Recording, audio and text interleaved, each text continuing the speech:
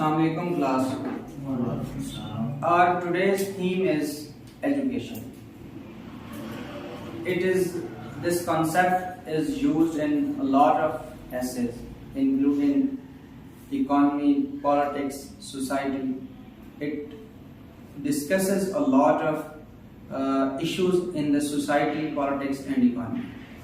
And for most of the issues, education becomes the first cause and the first remedy for resolving most of the issues. So today हम इसको एक theme की तरह ही consider करेंगे and we would be exploring a lot of questions that have been asked in the paper of English essay in previous exams and what is expected in the upcoming exams. So our first discussion is meaning and purpose of education.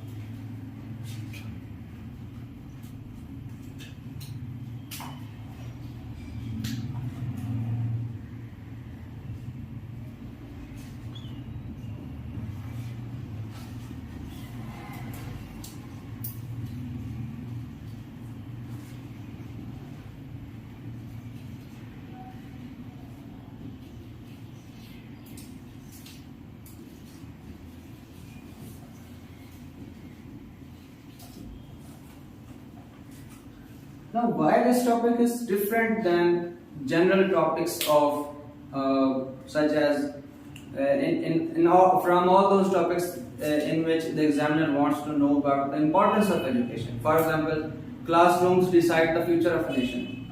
For example, future of a nation lies in the education of masses. For example, women universities as agents of change. Books are my biggest companion या my favourite companion, ये सारे जो statements हैं इनका purpose importance of education जानना है. लेकिन अगर टॉपिक ये आ जाता है meaning and purpose of education, इसमें अब डिफरेंट क्या होगा आपका ख्याल से? इस टॉपिक में इसकी डीकंस्ट्रक्शन में डिफरेंट क्या होगा? क्या समझ आती है आपको? मीनिंग के अंदर हमें ये बताना है कि बेसिकली हम लोगों को एजुकेट किस तरह करते हैं, एजुकेशन के मीनिंग्स क्या हैं, और जो पर्पस है उससे हमें हासिल क्या होता है. एजुकेट करके लोगों को हम डिवेलप किस तरह करते हैं. अब जो इम्पोर्टेंस वाला पोर्शन है, इम्पोर्टेंस ऑफ एजुकेशन या बेनिफिट्स या मेरिट्स ऑफ एजुकेशन, वो आ जाएगा पर्पस. जी, मीनिंग में क्या आएगा कि लोगों को किस तरह एजुकेट करते हैं. स्ट्रेटजीज पे बात होगी. जी, इसमें क्या पॉइंट आएगा? इसका फॉर एग्जांपल हमने पहला पॉइंट बनाना है, तो पहला पॉइंट इसका क्या होगा? मीनिंग का पहला पॉइंट. हाँ जी, मीनिंग ऑफ एजुकेशन हमने मेरे हेडिंग ये बना दी. पहला पॉइंट क्या होगा इसका? क्रिटिकल थिंकिंग की तरफ. आपके ख्याल में अवेयरनेस लेके आना होता है. यही क्रिटिकल थिंकिंग है. जी, तो मीनिंग का मतलब ये है. प्रॉब्लम क्या है? इस टॉपिक में एग्जामिनर आपसे जानना ही ये चाह रहा है कि राइट काइंड ऑफ एजुकेशन क्या है. इसको सिंपल कर लेते हैं. What is the right kind of education, what are the right strategies for education, how should we educate our children, ये एग्जामिनर आपसे पूछ रहा है. तो यहाँ पे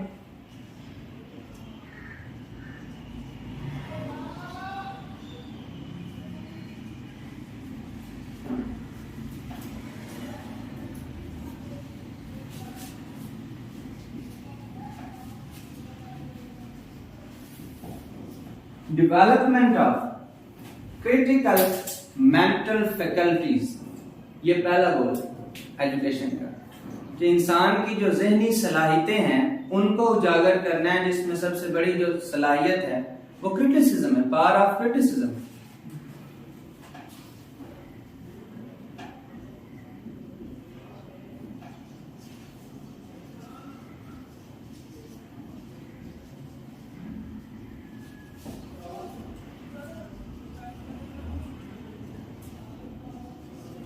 इनकी मैं डिटेल्स में नहीं जाऊंगा, मैं आपको बस एक रोड मैप दे रहा हूँ कि how to treat different topics, how to provide your details according to different statements. अब आप लोग इन पे पढ़ेंगे, मैं आपको आपके लिए सिर्फ रोड मैप क्लियर कर रहा हूँ। इनकी we are not going to details of this things. एक स्पिरिट ऑफ क्यूरियोसिटी लेके आनी है, infusing a spirit of curiosity, this is the meaning of education. Tolerance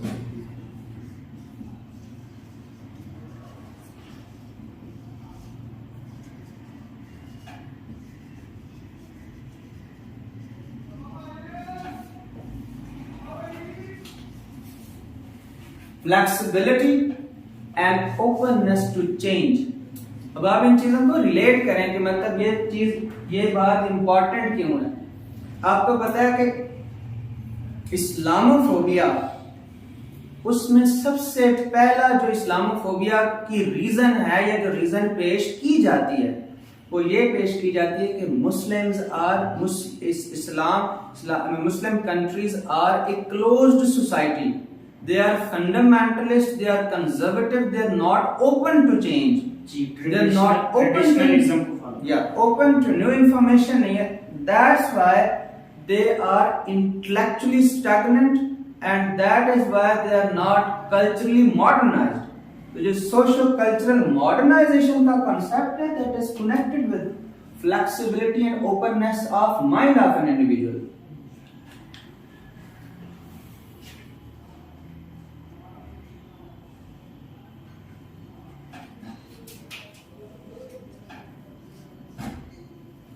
और क्या है इसमें, आई वॉन्ट योर इनपुट। अब आप समझ गए कि यहाँ पे एग्जाम में पूछ रहा है कि एजुकेशन है, किस चीज को कहा जा सकता है कि ये तालीम है या कैसे दी जाएगी।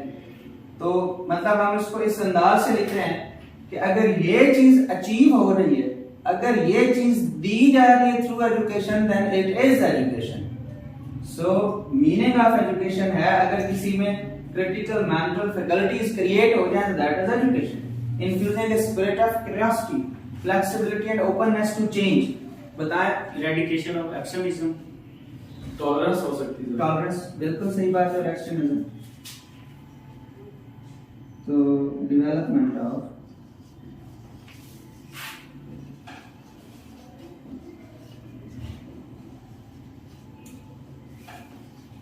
टॉलरेंस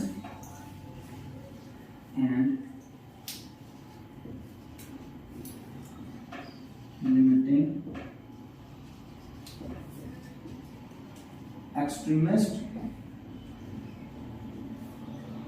whimsical and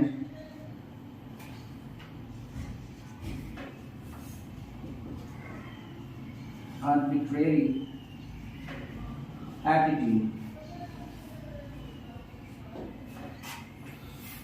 एक तो टॉलरेंस क्रिएट की जाए, एंड लिमिटिंग एक्सट्रीमिस्ट, विम्सिकल क्या है, जो आप मतलब विदाउट थिंकिंग, विदाउट प्लानिंग, जो आपके दिल में आया आपने वो किया, whimsical and arbitrary attitude in individuals.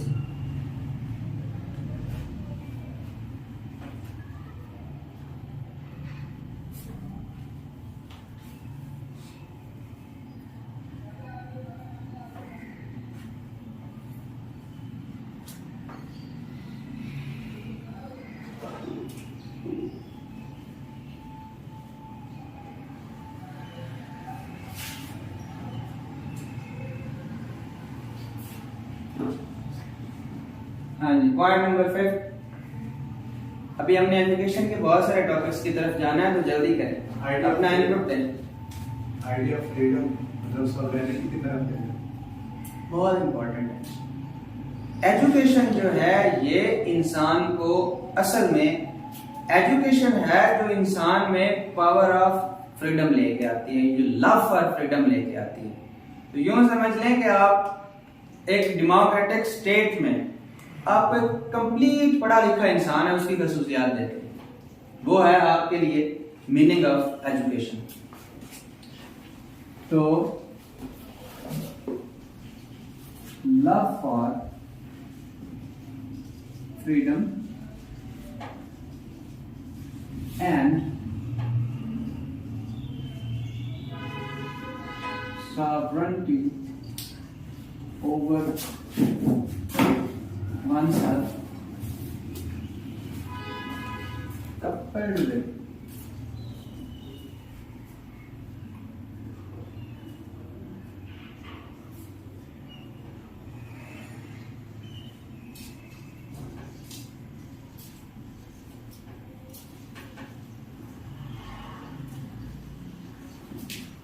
ये बात बहुत इंपॉर्टेंट है। जहां एजुकेशन का मकसद love for freedom and sovereignty over one self है, उसके साथ साथ इसका मकसद कम्युनल लिविंग के लिए, सोसाइटल लिविंग के लिए कंप्लीट इंडिविजुअल पैदा करना है।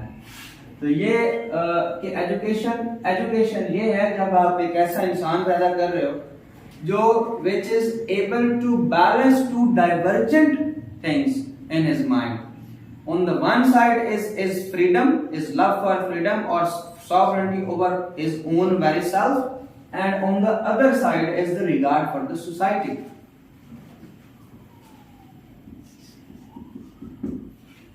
We were discussing about the meaning and purpose of education, and this is the fifth point for meaning of education. Education है क्या? कौन सी right kind of education है?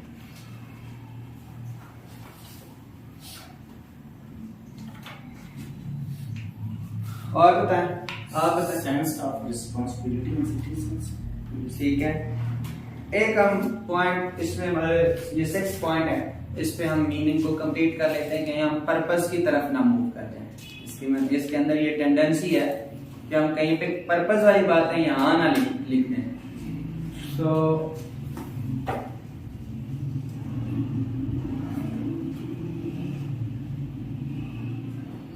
मीनिंग और पर्पस है भी इंटरकनेक्टेड और इंटरचेंज बिल्कुल है इंटरकनेक्टेड।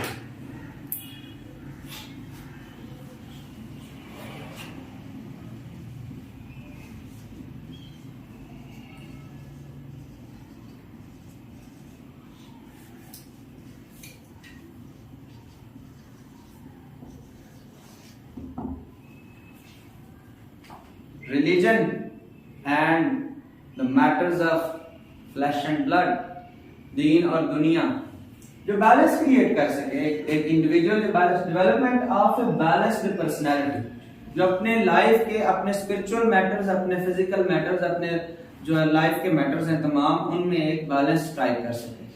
तो ये था हमारा मीनिंग ऑफ एजुकेशन। मूव कर दूं? जी। अब आ जाते हैं पर्पस ऑफ एजुकेशन। तो हमारी तीसरी हेडिंग क्या बनती मीनिंग के बाद? Purpose of education.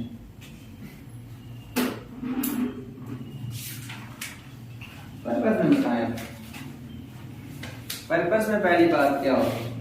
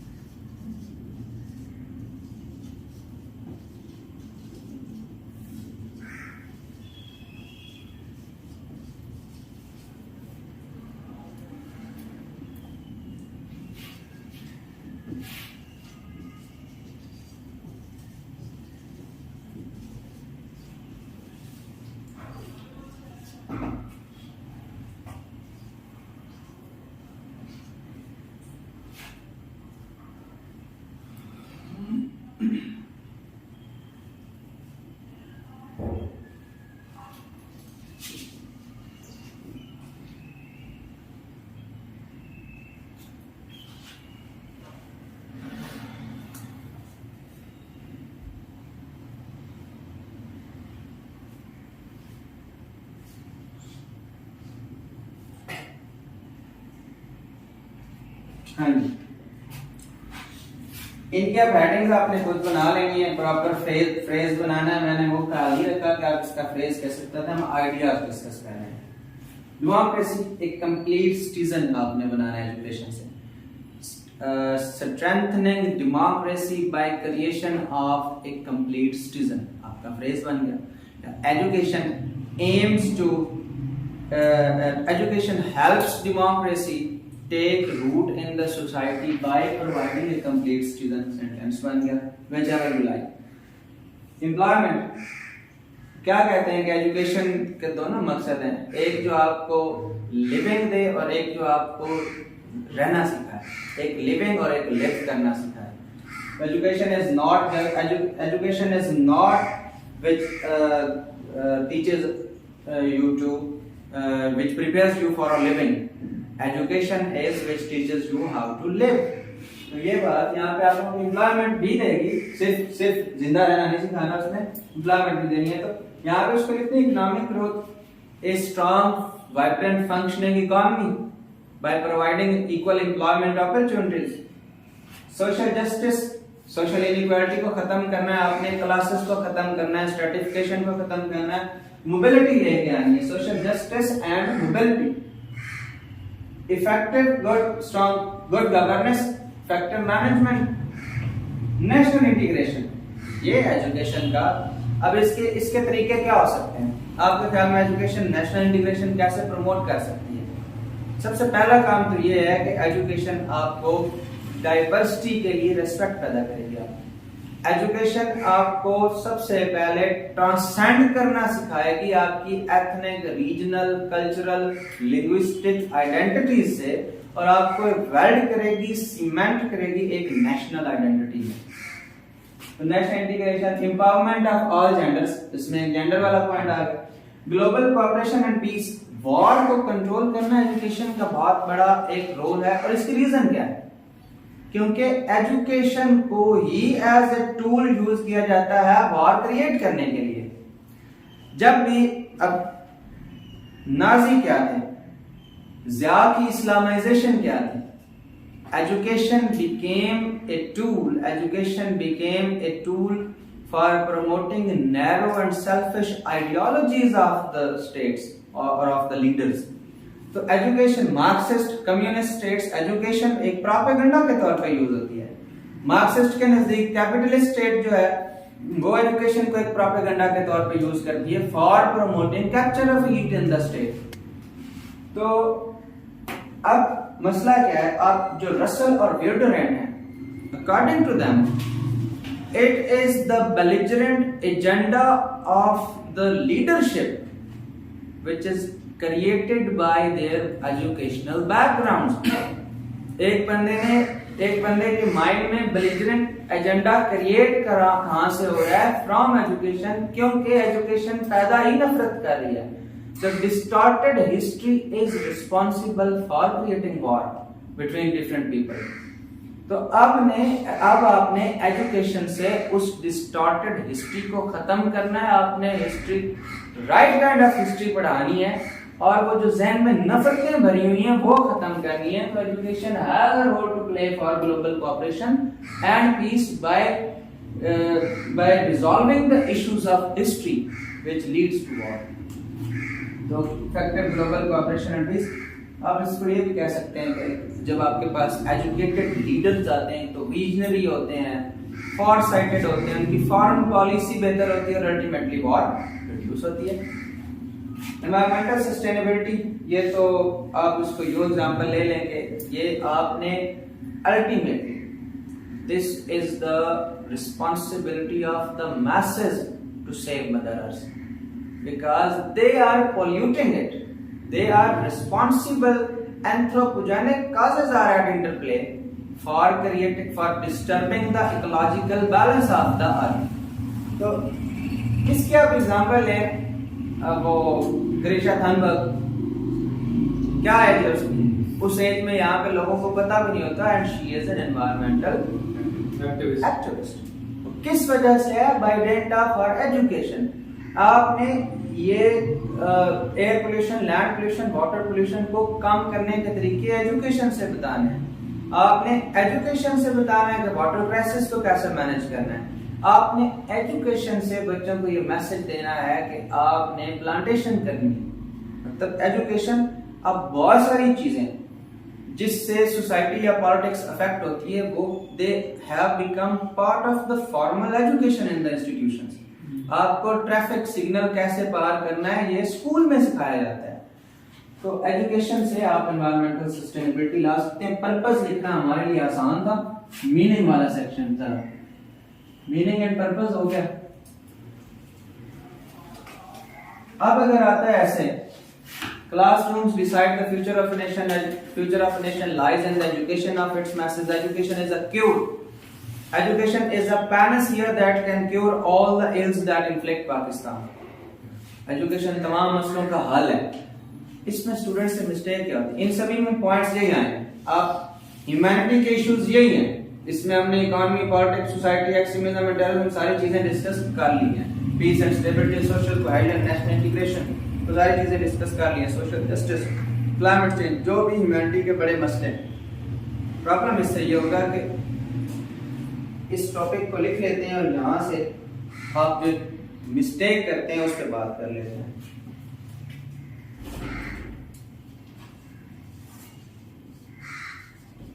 Education is a cure for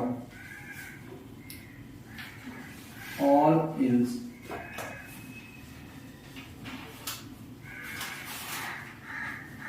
that inflict Pakistan. यहाँ पे we are going to discuss a flaw of your deconstruction of the topic. आपसे deconstruction of the topic में क्या फ्लॉ होता है मुझे बताएं। यहाँ पे एग्जामिनर आपसे क्या पूछना चाहते हैं? सिर्फ मुझे एग्जामिनर का फोकस बता रहा है। एग्जामिनर को यहाँ पे आपसे क्या चाहिए? सिर्फ फोकस बता रहा है। How to cure ills that inflict Pakistan. Importance तो understood है ना? तो यहाँ पे हमारे पास चीजें कितनी मेंशन है?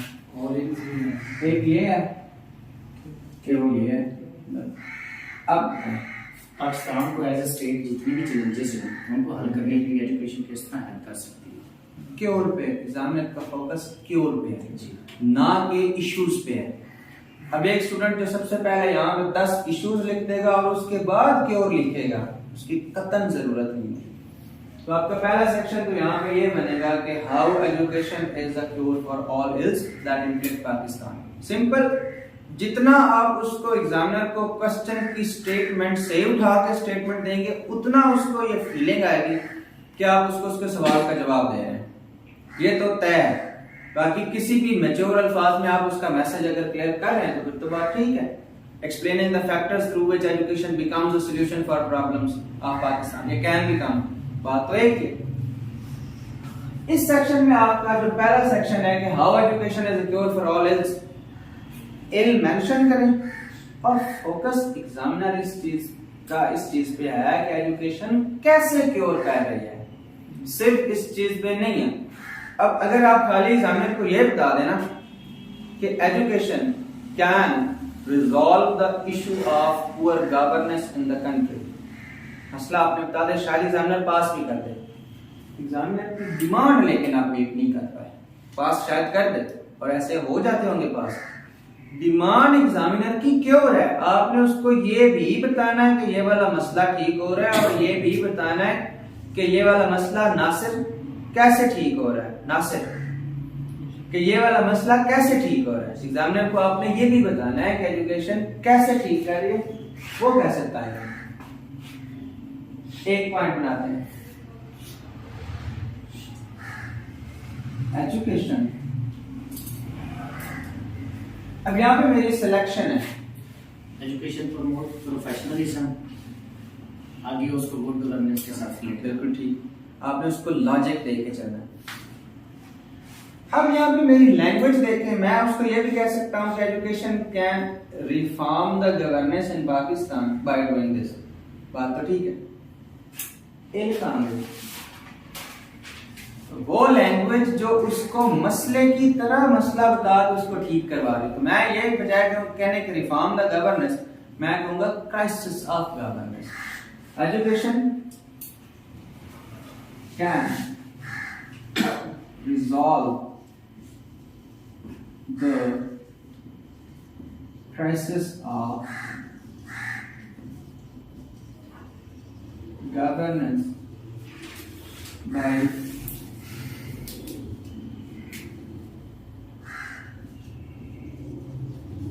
providing functionally specialized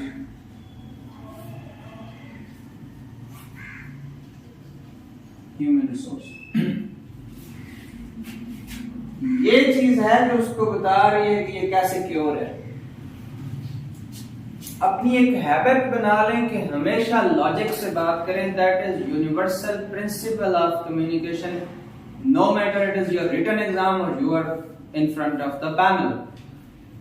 जो भी है इंटरव्यू या रिटन है, अपनी बात हमेशा लॉजिक से करें। हाँ, अगर आप लिख के फ्रेज रहे हैं तो फ्रेज में मैं ये लिखता resolving the crisis of governance, यहाँ पे मेरा फ्रेज खत्म हो जाता। केस इन पॉइंट में उसको दे देता providing functionally specialized human resource, ये मेरा केस इन पॉइंट होता है। तो जब भी फ्रेज भी लिखना है तो फ्रेज भी आपका किसी तरह छोटा नहीं हो सकता। आपने अगर ऊपर कोई हेडिंग दी भी है फ्रेज की फॉर्म में तो उसकी लॉजिक जरूर देनी है, कैम्ब्रिज के रूल्स ये है। तो यहाँ पे ये बात जो मेरी ये वाली बात है, ये मेरा केस इन पॉइंट बन जाता और ऊपर फ्रेज बन जाता। यहाँ मेरा फ्रेज है एजुकेशन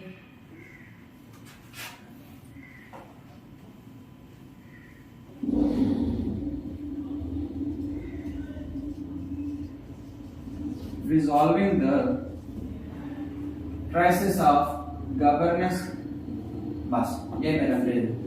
यहाँ पे मैं लिखता यहाँ इसके नीचे केस इन पॉइंट कॉलन, यहाँ पे मैं ब्रैकेट लगा लेता, उसमें ये लिख देता। इन बोथ केसेस अगर आप फ्रेज भी बनाते हैं तो आपने ये चीज जरूर मेंशन करनी है। हमने एक पॉइंट लिखा है, बाकी पीछे हमने पॉइंट्स लिखे थे, वो सारे पॉइंट्स आएंगे, हम एल मेंशन करेंगे और एजुकेशन को एज अ सॉल्यूशन पोर्ट्रे कर देंगे।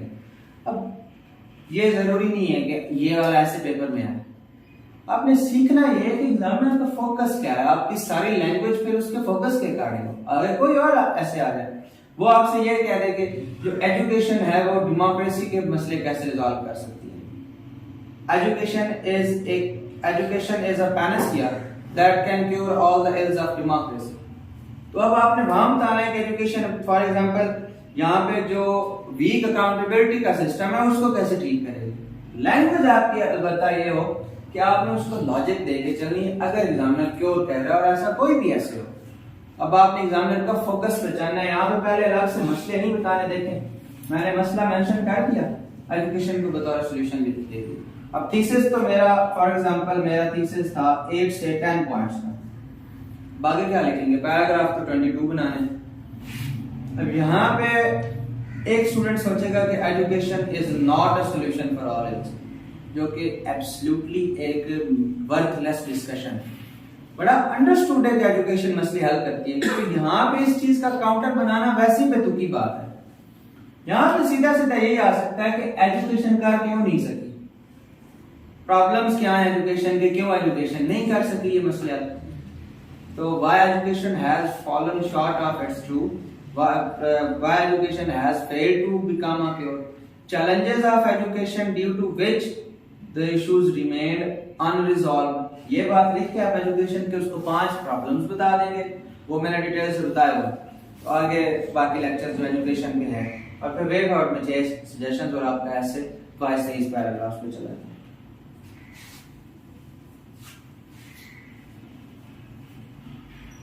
सर ये इसकी जो दूसरी डोमेन आपने बताई उसमें हमने बेसिकली एजुकेशन के चैलेंजेस, एजुकेशन के चैलेंजेस जो फ्लॉज आ रहे हैं हमें वो बताने हैं। एजुकेशन के जो फ्लॉज है, जो मतलब ये जरूरी नहीं होता कि हर डोमेन के अंदर हमने दोनों वेरिएबल्स या जितने भी वेरिएबल्स आ रहे थे वो सारे लाजमी घुसाड़ने हैं वहाँ पे कि किसी तरह वो फिर जिस तरह वहाँ पे हम पहली डोमेन के अंदर हमने जो क्योर है उसके साथ रिलेट करते थे चैलेंज को, जो भी चैलेंज होता है। तो ये नीचे तो वो कोई जरूरी चीज नहीं होती। अब हमने मेन हेडिंग ये बनाई है ना कि एजुकेशन कर क्यों नहीं सकी मसले हल। तो अब यहाँ पे आएंगे तो एजुकेशन मतलब अच्छी होती तो हल हो जाती। Education was not of sound quality, of education was not good in Pakistan, was not according to standards, तो इस वजह से नहीं कर सकी। तो यहाँ तो हम सिर्फ एजुकेशन के प्रॉब्लम्स बताएंगे, बाकी अंडरस्टूड। और वे फॉरवर्ड में एजुकेशन को ठीक कैसे करना है इसका वे फॉरवर्ड हो। अब ऑनलाइन एजुकेशन पे आ जाते हैं। सर ये इसने जो आपकी education is cure for all else, sir इसके हाथ में नहीं बोलेंगे हम, या इसके काउंटर आर्गुमेंट भी दे सकते हैं? नहीं, हम इसके, मैं यही तो कह रहा हूँ कि इसका काउंटर बनाना ही फजूल सी बात है। एक जो यूनिवर्सली एक्सेप्टेड चीज है, जो वाकई है सारे इश्यूज का हल, उसका काउंटर क्यों? हम काउंटर ये नहीं बना रहे कि एजुकेशन नहीं करती, हम ये कह रहे हैं कि एजुकेशन कर क्यों नहीं सकी। ये नहीं कहा कि नहीं करती, कर क्यों नहीं सकी ये कहा। व्हाई एजुकेशन हैज फेल्ड, तो उसको कुछ चैलेंजेस थे, जो चैलेंजेस प्रोवाइड कर रहे हैं। तो एजुकेशन इन इटसेल्फ कोई ऐसी चीज नहीं है, इन इटसेल्फ ये ठीक चीज है, इसको पॉजिटिव रखेंगे। हाँ। इसकी स्टेटमेंट जरा अच्छी बना लेते हैं। सीधी सीधी स्टेटमेंट ये है कि online education merits, demerits, way forward can पहले भी डिस्कस कर लेते हैं, फिर उसके बाद इसकी तरफ आएंगे। ऑनलाइन एजुकेशन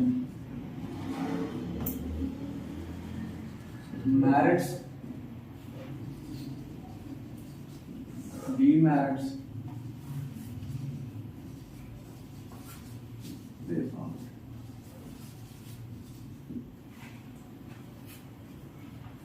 Merits क्या है?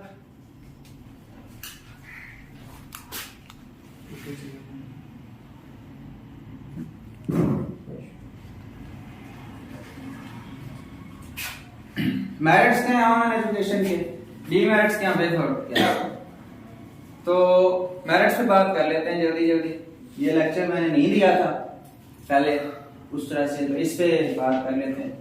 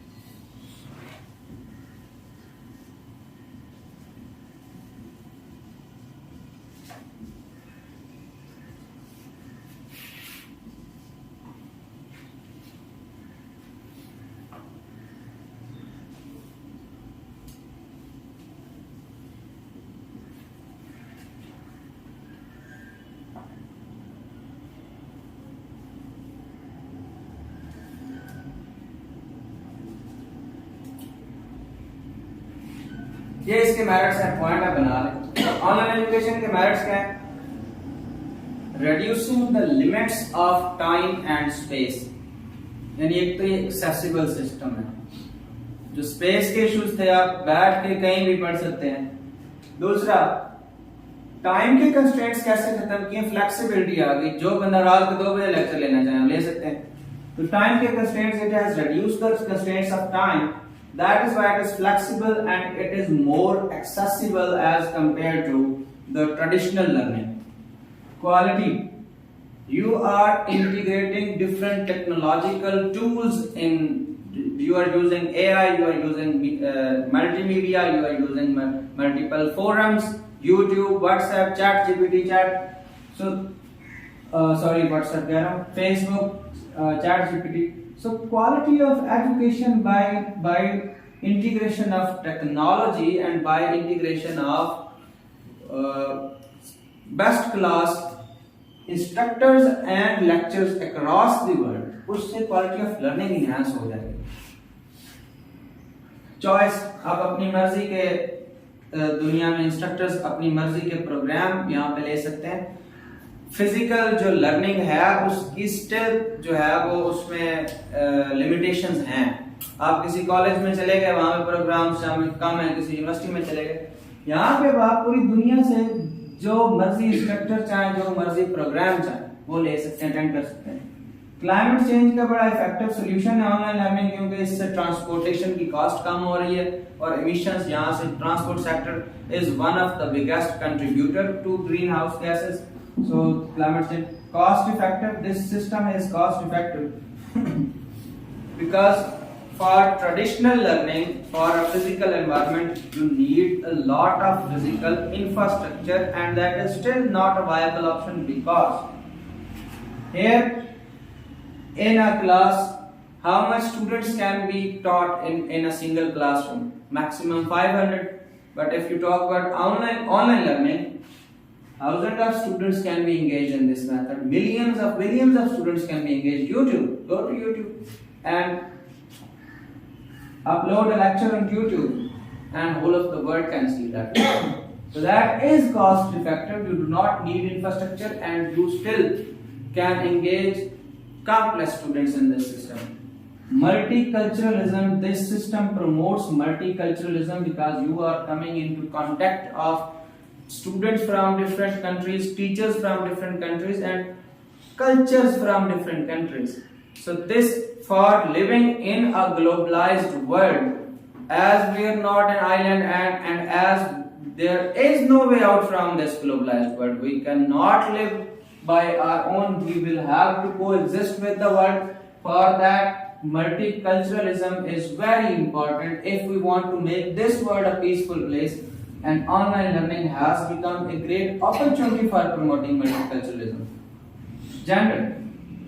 The traditional barriers that existed for equality, for education of gender, such as cultural issues, such as the issues of their movement and the issues of harassment and violence, all those issues would be resolved, and this system is gender inclusive system. So empowerment of gender has become possible as online education is gender inclusive.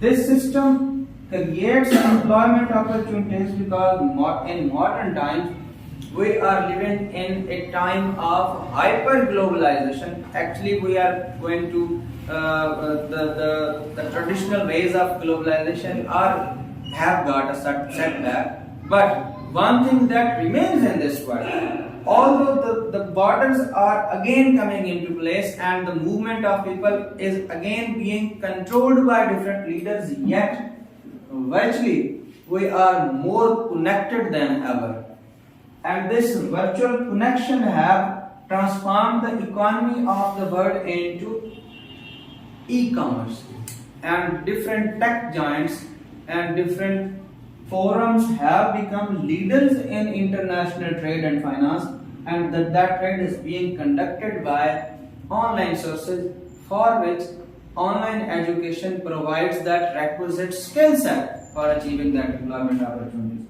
Natural disasters and national emergencies. This system provides continuity of learning. Learning आपकी रुकती नहीं है. So continuity of learning can be maintained during natural disasters and national emergencies. These are the merits of online education. In the time of crisis. Yes. National emergencies, natural disasters such as pandemics.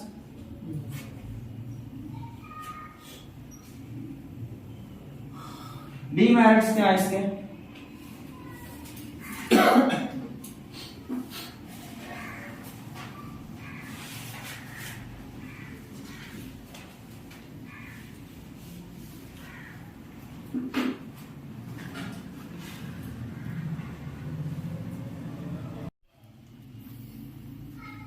अब आते हैं demerits पे। तो इसमें पहले जो demerit है वो है डिजिटल डिवाइड के, टेक्नोलॉजी की एक्सेस नहीं है, इंटरनेट की एक्सेस नहीं है, स्मार्टफोन लैपटॉप की एक्सेस नहीं है, रिक्विजिट स्किल सेट नहीं है जिससे स्टूडेंट्स जो है वो इवन रिसर्च कर सकें, डिजिटल लिटरेसी की बहुत ज्यादा कमी है। फैकल्टी, आपके जो टीचर्स हैं वो तो ट्रेडिशनल लर्निंग के लिए ट्रेन हुए हैं, तो आपको सारी अपनी फैकल्टी जो है इस मॉडर्न सिस्टम के अकॉर्डिंग ट्रेन करना पड़ेगी। फैकल्टी के इश्यूज हैं, रिसोर्सेज आपके पास, नो डाउट ये सिस्टम सस्ता है, लेकिन आपके पास तो बिल्कुल भी रिसोर्सेज नहीं है। आपको कंप्लीट शिफ्ट, कंप्लीट रिवीजन तो चाहिए इस न्यू सिस्टम की तरफ, जिसके रिसोर्सेज फॉर एग्जांपल हमें स्टेट ऑफ द आर्ट जो है वो लेबोरेटरीज चाहिए, हमें कंप्यूटर्स चाहिए, लैपटॉप चाहिए, डिवाइसेस चाहिए, वो कहाँ देनी है, किधर से देनी है, उसके रिसोर्सेज नहीं है। टेक्निकल ग्लिचेस इस सिस्टम में, बहुत से टेक्निकल ग्लिचेस भी आ जाते हैं, प्रॉब्लम्स भी आ जाते हैं, तो उससे कंटिन्यूटी डिस्टर्ब भी हो जाती है। सीरियस हेल्थ हैजर्ड्स इस सिस्टम से, क्योंकि फिजिकल एक्टिविटी का स्कोप बहुत कम हो जाता है, तो साइकोलॉजिकल इश्यूज, आइसोलेशन वगैरह जो है वो, जिस तरह एक स्टेटमेंट आई थी कि social media is creating isolation, तो जब आप बिल्कुल भी एक कमरा बंद होकर रह रहे हैं तो उससे आपके लिए सीरियस हेल्थ हैजर्ड हो सकते हैं, साइकोलॉजिकल इश्यूज हो सकते हैं। For example obesity, around 15 problems emerge from obesity, मोटापे से 15 मसले आपको और बीमारियां निकलती हैं। तो इसमें आप आइसोलेशन वाला पॉइंट उधर रख लें, इधर ये मतलब इसमें ग्रूमिंग की अपॉर्चुनिटीज रिड्यूस हो जाती हैं। Opportunities for grooming severely reduced because in traditional learning there was a close link between teacher and student, and there was a healthy environment for a student due to his interactions with people from different backgrounds. तो वो grooming, वो link, वो vital connection between teacher और student वो disturb होगा यहाँ से। Theory and practice, practicals तो इस सिस्टम से पॉसिबल ही नहीं है। थियोरेटिकली तो आप उसको सब कुछ पढ़ा सकते हैं, प्रैक्टिकल कहाँ ले करवाएंगे, फिर ऑनलाइन पढ़ा रहे हैं प्रैक्टिकल के लिए, फिर अलग से कोई फिजिकल सेटिंग रिक्वायर्ड होगी, तो जहाँ तो ना छुड़वा सके। असेसमेंट एग्जामिनेशन सिस्टम ये वैसे मैंने तरतीब नहीं फॉलो की, ये इंपॉर्टेंट पॉइंट है, ये ऊपर नहीं आएगा। इस सिस्टम में फीडबैक तो है ही नहीं। फीडबैक मैकेनिज्म, आप 500 स्टूडेंट्स की क्लास, इवन 100 स्टूडेंट की क्लास ले रहे हैं, कितनों से आप फीडबैक लेंगे? आपके पास टाइम अगेन लिमिटेड है, तो फिजिकल सेटिंग में इतने स्टूडेंट्स नहीं होते, तो फीडबैक का टाइम इसमें कम है या है ही नहीं, या बहुत वीक फीडबैक है, वो फेस टू फेस कनेक्शन नहीं। असेसमेंट इसमें एकेडमिक जो है वो, इसमें वो प्लेजरिज्म वगैरह वो इशू, स्टूडेंट जो है वो इसमें एकेडमिक इंटेग्रिटी प्रमोट नहीं कर रहा है ये सिस्टम। इसमें जो है वो स्टूडेंट्स जो है वो कॉपी कर लेते हैं, तो ये फ्लॉड असेसमेंट सिस्टम भी है। Weak assessment and feedback mechanisms, ये इसका पॉइंट प्रॉब्लम हो गया। पर्सनालिटी डेवलपमेंट और डिसिप्लिन भी नहीं आता, वो ये इसमें इसी में प्ले है, ग्रूमिंग में। ठीक है।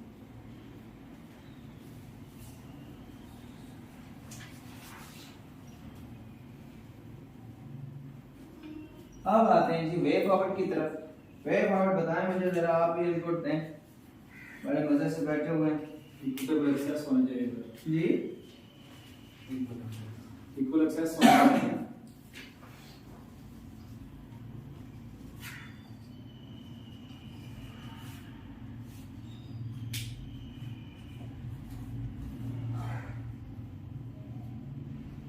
डिजिटल लिटरेसी का एक ही पॉइंट बनाते हैं, डिजिटल लिटरेसी हो कपड़ विद जो इसको डिवाइड है उसको खत्म किया जाए। ठीक, डिवाइड को खत्म किया जाए और डिजिटल लिटरेसी को प्रमोट किया जाए, पहला पॉइंट। दूसरा, हाइब्रिड मॉडल्स यूज किए जा सकते हैं। जरूरत क्या है? कंप्लीट शिफ्ट की तरफ। Why not hybrid models? Lectures record करवा लिए जाए, वो प्रोवाइड कर दिए जाए, एग्जामिनेशन फिजिकल हो जाए सेटिंग में। इसी तरह बहुत कुछ हो सकता है, दोनों मेथड्स पैरेलल चला लिए जाएं, जैसे आपके टीचर करवा रहे हैं, ऑनलाइन भी और फिजिकल भी। हाइब्रिड मॉडल्स यूज कर लिए जाएं। उसके अलावा एग्जामिनेशन फीडबैक मैकेनिज्म जो है उनको स्ट्रॉन्ग किया जाए।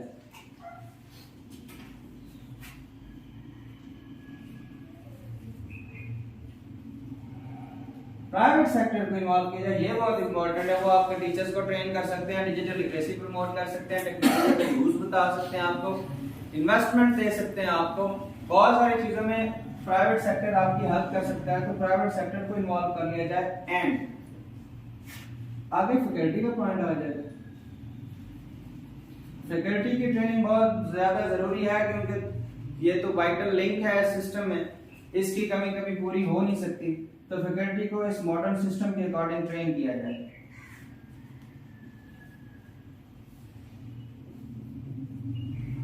प्रॉपर काउंसलिंग हो इस सिस्टम में, plus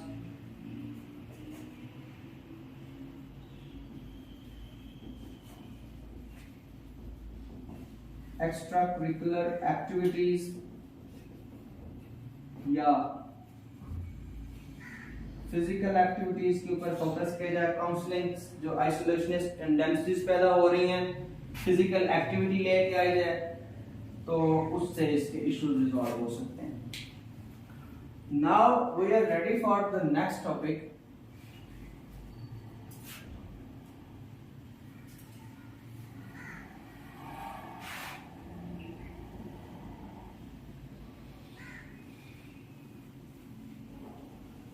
And that is, can online learning replace traditional learning? Information exactly यही है, statement change है। Can online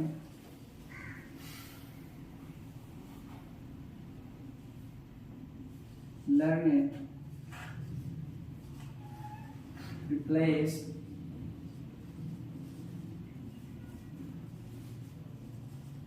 traditional learning?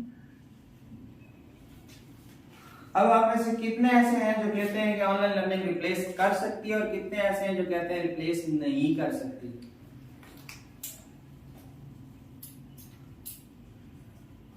बताएं जी। आपको मैंने दोनों के मेरिट्स भी बताए, डीमेरिट्स भी बताए, कौन सी चीज आपको ज्यादा अपील कर रही है? आप बताएं। क्या नाम है आपका? उमर? हाँ उमर दराज, आप बताएं कौन सी चीज आपको अपील कर रही है, ऑनलाइन लर्निंग या ट्रेडिशनल लर्निंग? ट्रेडिशनल लर्निंग कर रही है। आप भी वही हैं, कागज की ये महक, ये नशा रुकने को है, ये आखिरी सदी है किताबों से इश्क की।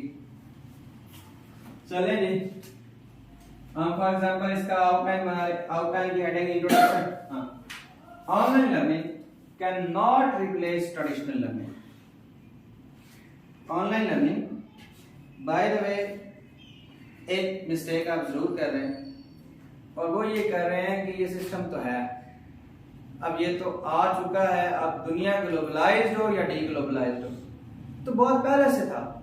सिर्फ ये हुआ कि पेंडेमिक के दौरान कंप्लीट शिफ्ट हो गया ऑनलाइन की तरफ। हकीकत तो ये है कि ये हाइब्रिड रहेगा, लेकिन ऑनलाइन लर्निंग एक रियलिटी है, और ट्रेडिशनल लर्निंग से इन मैनी रिस्पेक्ट्स बेहतर भी साबित हुई है। अभी आपकी डिस्कशन, अगर आप कहते हैं कि ये रिप्लेस नहीं कर सकती, तो इसके इश्यूज बता रहे। अगर आपने ये कहा है कि online learning can not replace, अब इश्यूज मैंने गिनवाए, अब सिर्फ उनको लिखने का आपका स्टाइल डिफरेंट होगा। आप फॉर एग्जांपल कहेंगे कि इतना ही अगर लिख दें कि extremely flawed examination system, phrase हो गया, नीचे लिखते हैं कि इसमें असेसमेंट ही पॉसिबल नहीं है, तो ट्रेडिशनल लर्निंग को ये कैसे रिप्लेस कर सकती है? सेंटेंस बनाना है तो online learning has an extremely flawed examination system which limits its abilities, which limits the possibility of replacement of traditional learning by this system. ये सेंटेंस हो गया। तो जो भी बनाना, अब इसमें आप उसको एक और मसला उठाते हैं। अगर हमने यही कहना है कि रिप्लेस नहीं कर सकती, एक और मसला उठाते हैं, उसकी लैंग्वेज बताएं क्या होगी। फॉर एग्जांपल हम कह लेते हैं जी, इसमें हेल्थ हैजर्ड्स की बात कर लेते हैं, या डिजिटल डिवाइड की बात कर लेते हैं। उसमें क्या है, उसका सेंटेंस क्या बनाएंगे, ये फ्रेज क्या बनाएंगे?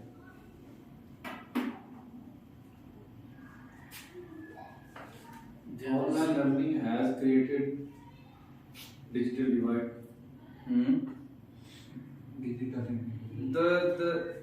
अब देखो लैंग्वेज, आप सिर्फ ये नहीं कि आप उसको प्यार से बता रहे होंगे ये मसला है, आप लैंग्वेज ये हो जिससे रिफ्लेक्ट हो कि ये नहीं कर सकते replace. Digital divide has limited the availability of education to। ठीक, तो मसला ये हमने क्या कहना है, the issue of digital divide, अगर सेंटेंस बनाना, the grave issue of the grave extent of digital divide depicts that this system cannot replace traditional learning. The grave extent of digital divide paints a dark picture of future of this system. Language जानदार हो जिससे अब reflect हो रहा हो कि ये कमजोर निजाम, वीक निजाम। अब आ जाते हैं, अगर आप उसको देना चाहते हैं कि ये रिप्लेस कर लेगी, उम्र दराज ये रिप्लेस किधर थे, क्या सोच रहे थे? करते कोई साइंस तो नहीं आ रहे आपको, कोई अल्लाह वाले तो नहीं नजर आ रहे आपको यहाँ पे? अच्छा, तो ऑनलाइन लर्निंग, अब आप कह रहे हैं कि ऑनलाइन लर्निंग जो है वो रिप्लेस कर सकती है, तो फिर क्या बताएं? कोई एक पॉइंट बताएं, हम पॉइंट आपके सामने लिखे हैं, कोई आपका फेवरेट पॉइंट जिसकी वजह से आपको लगता है कि रिप्लेस कर सकती है ट्रेडिशनल लर्निंग को। क्वालिटी ऑफ लर्निंग सर, उसके बाद टाइम का भी मसला है कि टाइम। हाँ, तो आप कहेंगे this system, the marvelous achievement of reducing the constraints of time and space enables this system to replace traditional learning। अब आपकी लैंग्वेज ये होगी, इस तरह करके आपने इसके फायदों को जरा वो मैग्नीफाई करना है, जिससे फीलिंग भी ये है कि रिप्लेस कर, खाली ये लिख देंगे कि बेटर क्वालिटी एजुकेशन, तो वो मजा नहीं आया। अब लैंग्वेज उतनी जानदार हो तो रिप्लेस करा के दिखाए, बस यही आपकी जाने। आगे उसका अब इसमें है क्वेश्चन, तो आप gender inclusiveness through online education has dominated the traditional way of education। मतलब it's the blessing of inclusion of gender and resultant empowerment of women proves that this system has the ability to replace traditional learning। ये बात। तो अब इसमें thesis आपने जो भी बनाया, थीसिस आपने बनाया कि ये रिप्लेस कर सकता है, या थीसिस बनाया रिप्लेस नहीं कर सकता है। In both of the cases आपने 9 से 10 पॉइंट्स अपनी जो भी आपका आर्गुमेंट था उसके अकॉर्डिंग दे लिए। उसके बाद क्या करेंगे? उसके बाद इसमें काउंटर थीसिस लाजमी है, क्योंकि एंड पे क्वेश्चन मार्क था, एंड पे क्वेश्चन मार्क था, कैन कर सकता है या नहीं कर सकता। तो अब आपने कराया या नहीं कराया उसको दूसरी साइड जरूर दिखानी है। 4 से 5 पॉइंट्स इस चीज के हो जाते हैं कि नहीं, traditional learning is more powerful than online learning. Counter perspective, online learning can not replace traditional learning. Counter perspective, उसमें आप 4 से 5 फायदे बता देते हैं, या अगर आप कहते हैं कि कर सकता है तो कह देते नहीं कर सकता, अगर कह देते नहीं कर सकता तो उधर कह देंगे कर सकता है, 4 फायदे बता देंगे।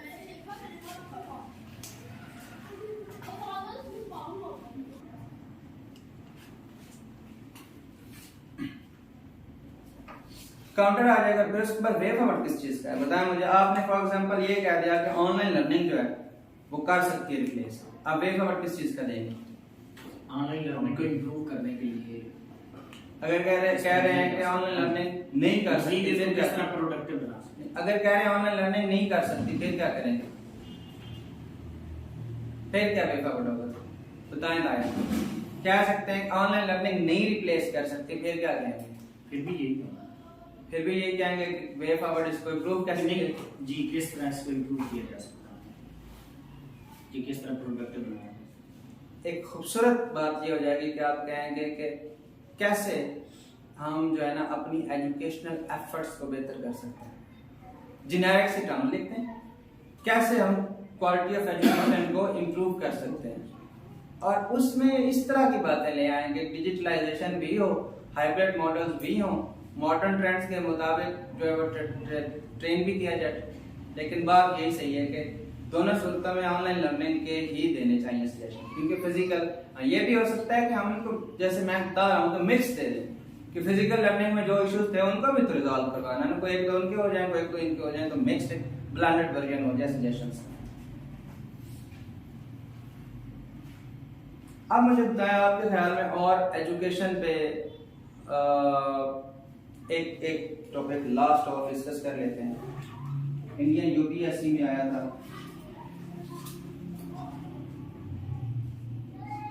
सिंगल नेशनल करिकुलम टेस्ट में नहीं है। सिंगल नेशनल करिकुलम अलग से डिस्कस कर लेंगे, वो वैसे है भी एक लेक्चर की मान, उसमें ना तो ज्यादा लंबा चौड़ा है नहीं, तो उसमें मैंने दिया हुआ लेक्चर बड़ी डिटेल से बताया हुआ है। तो अल्टीमेटली बातें सारी उसमें घूम के वही आनी है। साल के तौर पे एसएनसी हमें कोई ऐसा ह्यूमन रिसोर्स देगा जिससे गवर्नेंस ठीक हो जाएगी। एसएनसी ये चाहता है कि जेंडर इंक्लूसिव सिस्टम हो, एसएनसी रिस्पेक्ट पैदा करेगा, पैट्रियार्की खत्म होगी, जेंडर एम्पावर होगी। तो बातें सारे भी है। अगर वो हम उसको कहते हैं कि ये रिया होप है, अगर आइडियोलॉजिकल इंटीग्रेशन की बात आती है तो वो इम्पोर्टेंट है, उसमें हम बात कर लेंगे एसएनसी के अलग।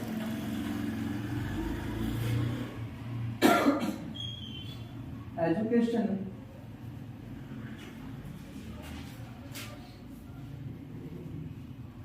without values creates clever devils। ये अच्छा टॉपिक है और पाकिस्तानी निज़ाम में तो इतना अच्छा टॉपिक यूजुअली पूछा नहीं जाता, तो ये इंडियन यूपीएससी का है। Education without values creates clever devils। बताएं जी इसकी डिकंस्ट्रक्शन कैसे करेंगे?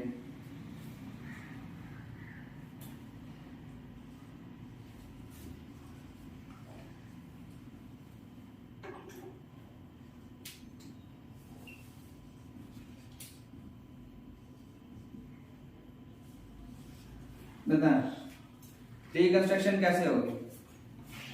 हाउ उमर दराज क्या क्या ख्याल है कैसे होगी? कि किस तरह without values clever dwells. Sir इसमें मेन पॉइंट हमारा वैल्यूज होगा। Obviously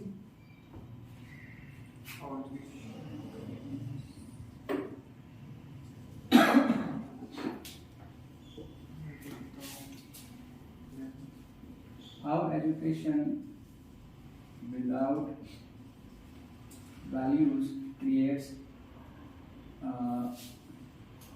clever devils। सर ये लिटरेरी ऐसे नहीं होता है। यही तो बात है, ये कहाँ लिटरेरी है? तो ये आपको शैतान नजर नहीं आते सोसाइटी में? अपने सियासतदान देख लें, कोई देख लें, अपने लीडरशिप में कोई देख लें, तो वो मतलब अगर आपकी तो आप यही तो मैं आपको समझाना चाह रहा हूँ। मैं चाह रहा हूँ कि आप लोग ढूंढें एग्जामिनर का फोकस क्या है, एग्जामिनर क्या चाह रहा है। एजुकेशन एक वैल्यूज वाली बात आ गई, एक लेवल वाली बात आ गई। अब ये गलती तो नहीं की जा सकती कि आप वैल्यूज को अलग डिफाइन कर दें और लेवल्स को अलग डिफाइन कर दें। ये वही बात है जैसे पिछले ऐसे में एक ही पॉइंट, एक ही आपका पॉइंट बनेगा इस पे, मतलब एक मेजर हेडिंग में आपको 8-9 पॉइंट्स देंगे कि कौन सी वैल्यू मिसिंग हो तो कौन सा डेवल पैदा होता है, या डेवल में कौन सी बुरी खासियत पैदा होती है अगर कोई वैल्यू मिसिंग हो तो। बताएं जी, मुझे कुछ नहीं आता, बताएं।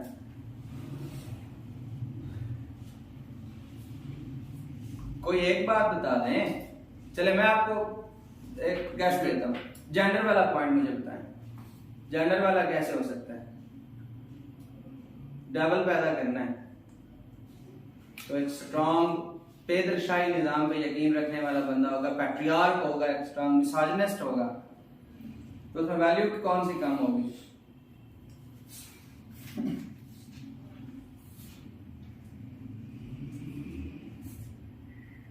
इक्वालिटी पे बिलीव नहीं करता होगा।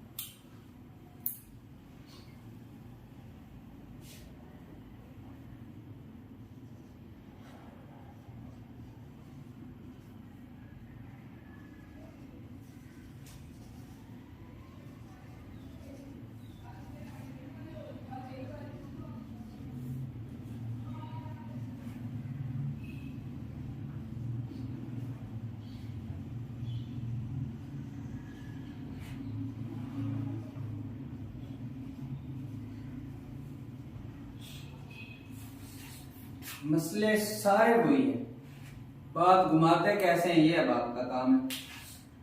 मैंने कह दिया एक एजुकेशन के मेरिट्स में हमने पढ़ा है कि जेंडर इक्वालिटी लेके आती है, इसी चीज को हमने develop if education is devoid of values of respect for gender then a patriarchal and misogynist mindset is its logical outcome. Devil show हो गया।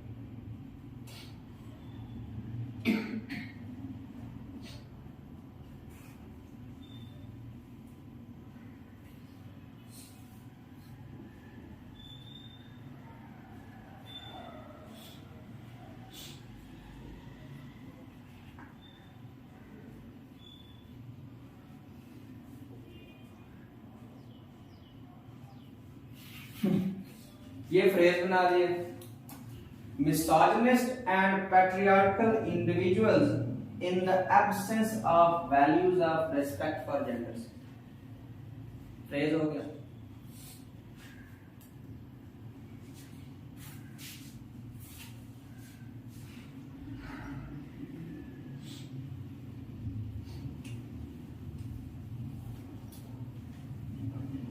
और पॉइंट सारे वही हैं, सिर्फ अब आप लैंग्वेज से खेलते कैसे हैं, मसले में आपको गिनवा देता हूँ।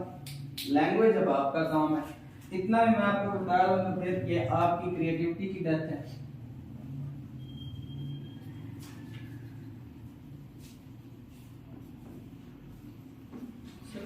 कंजर्वेटिव भी हो सकती है, बिल्कुल हो सकती है।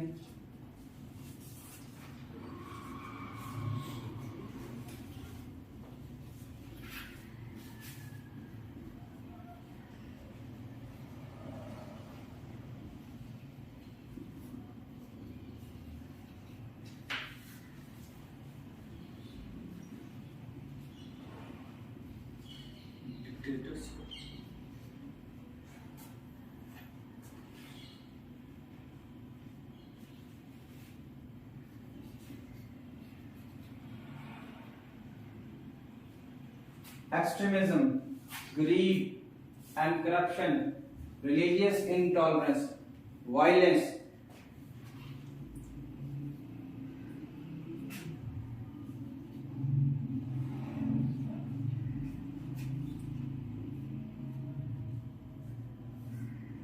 और बताएंगे इंसान की बुराइयां करते जाएं। डिक्टेटरशिप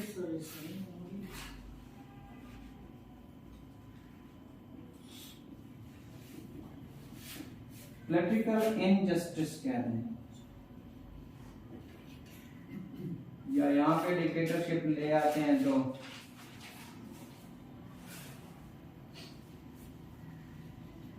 स्क्यूड जस्टिस कह रहे हैं या इनजस्टिस कह रहे हैं, नेपोटिज्म कह रहे हैं, डेथ ऑफ मेरिटोक्रेसी कह रहे हैं। ये मसले यहाँ पे आने हैं और जेंडर वाला डाल के नौ मसले हो गए। इस तरह आपके क्लेवर डेविल्स पैदा हो रहे हैं, यानी इन मसलों को घुमाना है आपने। जैसे कि अब आप सेंटेंस बनाते हैं, कोई एक सेंटेंस बना दें, स्टीव जस्टिस का बना दें, आप बताएं किसका बना है, नसरुल्लाह बताएगा किसका सेंटेंस बना है।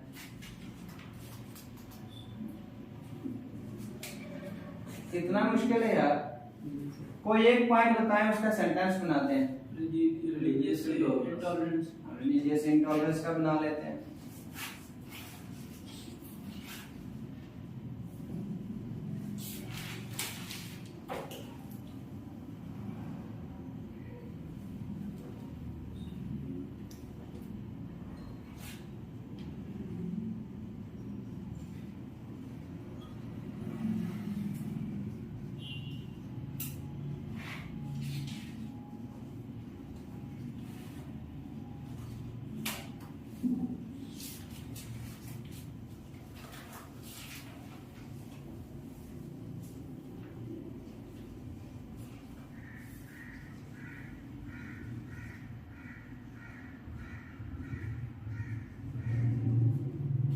religious extremism and use of religion as a tool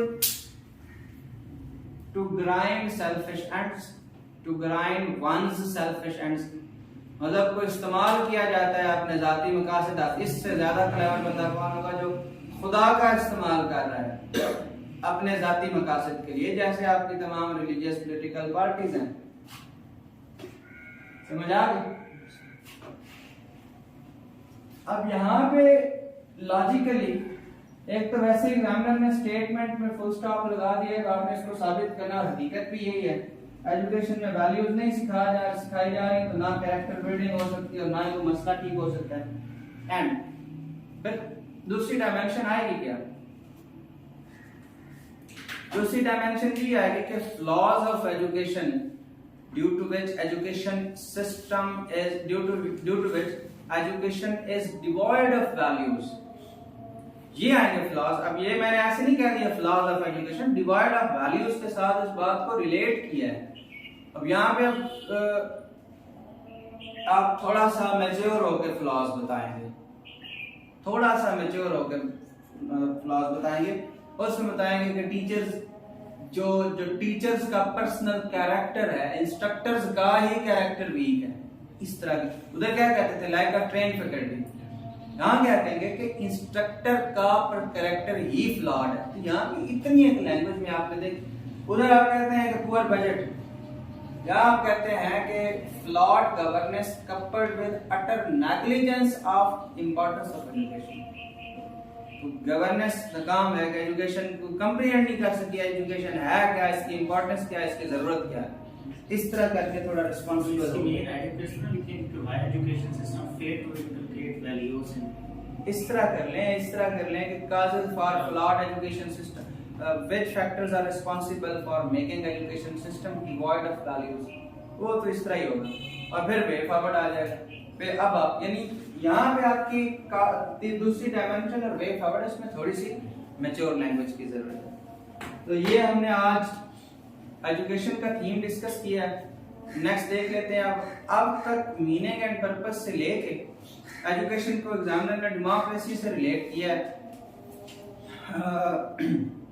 education से मे भी उसने इकोनॉमिक ग्रोथ से रिलेट किया। अब तक democracy and illiteracy can not move together, ये आया है, ये क्लेवर ड्राइवर वाला यूपीएससी में आया है, ऑनलाइन एजुकेशन वाला मेरे ख्याल से 23 में आया था या 22 में आया था, 22 से 23 में आया था। तो अब तक यही टॉपिक्स पूछे गए हैं। अब ये कि एग्जामिनर जहां से मर्जी पूछ ले, एजुकेशन है क्या और एजुकेशन किसके लिए है, ये आपको पता होना चाहिए। अब यहाँ पे वो एक साल ऐसे आया था कि ऑनलाइन एजुकेशन जो हमारी स्टेट है ना, उसको हायर एजुकेशन के फेलियर की रिस्पॉन्सिबिलिटी लेनी चाहिए, एक्सेप्ट करनी चाहिए कि हमारी हायर एजुकेशन में क्या फ्लॉज है। एकेडमिक इंटेग्रिटी नहीं है, जो है वो इनफ रिसोर्सेज नहीं है, डिजिटलाइजेशन नहीं है, रिसर्च कल्चर ऑफ रिसर्च नहीं है, कल्चर ही नहीं है रिसर्च का, इन पॉलिटिकल इंटरफेरेंस है, फंडिंग के इश्यूज हैं। तो 7 मसले निकल आते हैं, उसके बाद कागज आप बता देते हैं कि क्यों स्टेट नाकाम हुई है, उसमें जनरल आप कागज बता देते हैं। तो अब तक मोटे मोटे टॉपिक्स एजुकेशन के थीम पे यही आए हैं। सर जो आगे टॉपिक क्या वो दोबारा भी जा सकते हैं? देखो, आपको मेरा यहाँ पे मकसद ना प्राइमरीली आपको सिर्फ सोचना सिखाना है और किस तरह आपने डील करना है। अब तक ऑनलाइन लर्निंग का ये आया था कि ऑनलाइन लर्निंग जो है ना इफेक्टिव है। अगर एग्जामिनर आगे पूछेगा तो यही पूछेगा कि ये रिप्लेस कर सकती है या नहीं, या हो सकता है एजुकेशन को टच ही ना करे, कहीं और चले। आपके समझने की चीज ये है कि एजुकेशन है क्या, इससे अचीव क्या है। अब वो जिधर मर्जी इसको ले जाए। Thank you very much.